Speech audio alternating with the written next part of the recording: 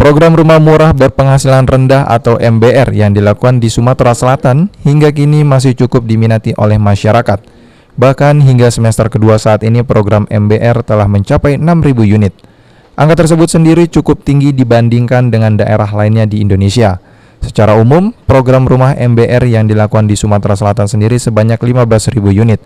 Sehingga untuk mencapai target tersebut pada semester 3 dan 4, DPD RI akan lebih fokus untuk memenuhinya.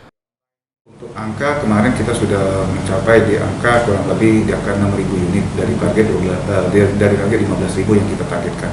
Jadi tinggal setengahnya lagi tinggal separuh lagi dari 50% ya. Kita akan kejar ini di semester ketiga ya dan semester keempat, dan mudah-mudahan realisasi dari target itu akan tercapai dengan positif gitu.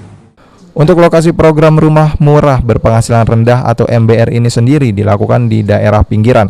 Untuk rumah MBR harganya di bawah 200 juta rupiah, sehingga masyarakat masih bisa menjangkau untuk memiliki rumah MBR itu sendiri. Firman Hidayat, PAL TV.